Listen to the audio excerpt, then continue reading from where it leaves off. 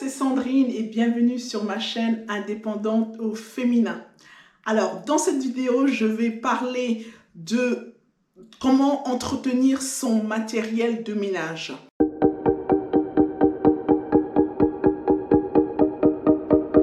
Alors, si vous voulez suivre cette vidéo, merci de vous abonner, la liker et de la diffuser. Merci d'avance. Alors, vous savez, je vous aide à vous lancer dans votre activité de prestataire de ménage. Et si vous avez des questions, n'hésitez pas à me les poser, j'y répondrai dès que possible. Voilà, donc dans cette vidéo, nous allons voir comment entretenir notre matériel de ménage. Vous savez, c'est vrai que l'investissement au départ n'est pas très élevé, mais le matériel, ça coûte quand même un peu d'argent. Une serpillière, on est sur une trentaine d'euros. Des microfibres, il en faut plusieurs. Il faut également des plumeaux, des gants, bref, tous des petits matériels qui ne coûtent pas cher, mais qui, si on n'entretient pas, au fur et à mesure, on sera obligé de les changer régulièrement et franchement, c'est pas le but, hein, d'accord? Voilà, donc, alors, au niveau de la première chose, c'est que la serpillière, en fait, j'ai des collègues, en fait, quand je vois un peu comment ils entretiennent le matériel, en fait, ils n'entretiennent pas le matériel, en fait. Hein. Alors, la serpillière, elle a besoin d'être nettoyée et désinfectée à chaque utilisation. Je dis bien à chaque utilisation. On n'attend pas que ça commence à sentir mauvais ou à dégager des odeurs ou voilà, ça veut dire qu'il y a des bactéries. Non. Dès qu'on termine sa prestation, ce qui se passe, on met le détergent, utilisé, on met de l'eau, on enlève avec ses gants, on enlève les saletés, on frotte 2-3 coups et on rince et puis ça va, d'accord? Et une fois par mois, ce que vous devez faire, c'est que vous utilisez un petit peu, une fois par mois ou un peu plus régulièrement, hein, donc c'est un peu à votre rythme, mais c'est vrai que régulièrement quand même, il faut désinfecter et l'assainir avec un peu de bicarbonate de soude. Voilà, donc c'est très simple. Dans votre seau, vous mettez peut-être une cuillère de bicarbonate, vous mettez un peu d'eau chaude ou un peu d'eau froide, mais un peu d'eau chaude c'est très bien.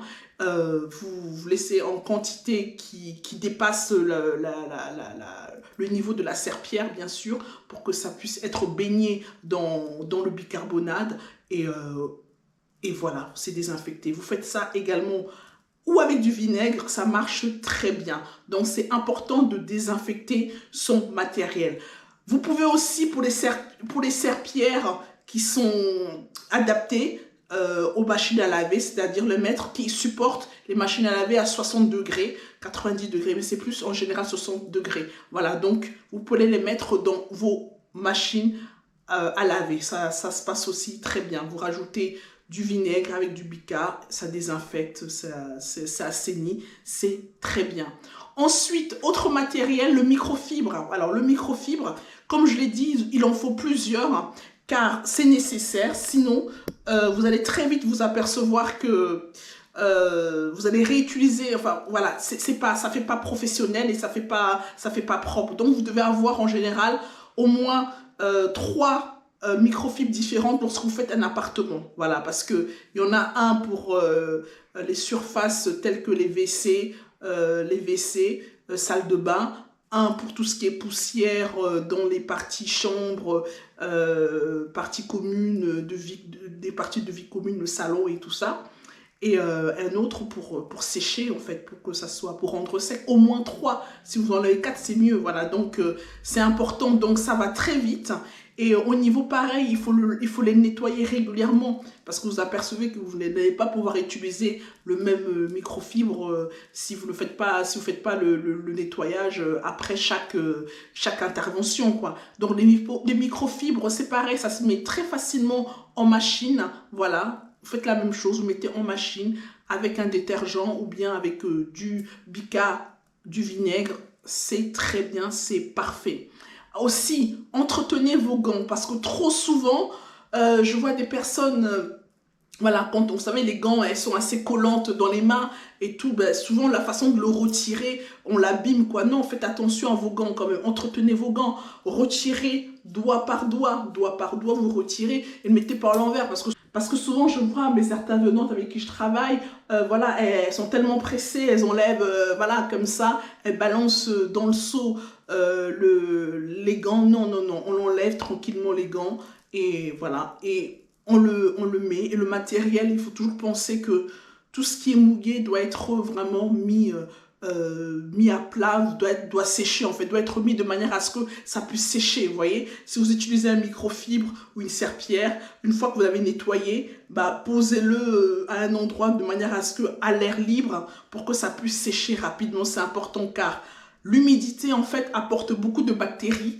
Et les bactéries, c'est ça, vous n'allez pas utiliser quelque chose qui est bourré de bactéries pour nettoyer des surfaces, non, ça ne le fait pas. Donc voilà, l'aspirateur, voilà, l'aspirateur en général, il est fourni par les propriétaires, on le trouve dans le logement. Voilà, donc il faut aussi faire attention au matériel qu'on met à votre disposition, c'est très important, car sinon votre responsabilité peut aussi être engagée, vous savez, parce que n'oubliez pas que vous êtes soit des auto-entrepreneurs ou en société, donc ça veut dire que vous avez une responsabilité civile professionnelle, et il peut arriver qu'un propriétaire, s'il voit que vous utilisez très mal le matériel qu'il a mis à votre disposition, régulièrement l'aspirateur est cassé ou il y a des manchons brisés, bah, au bout d'un moment, soit il arrête avec vous, ou bah, soit voilà, il peut y avoir des propriétaires pas très cool qui vous fassent, qui demandent de rembourser ou voilà, de déduire ça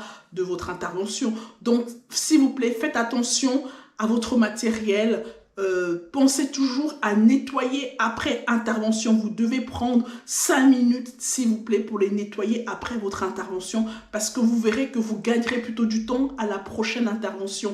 Et surtout, ça ne vous laissera pas des odeurs, vous savez, des odeurs d'humidité dans le placard où vous aurez stocké ça et développé des bactéries. Voilà, j'espère que cette vidéo vous a plu. Ben, écoutez, merci de la partager, abonnez-vous. Merci, salut, ciao.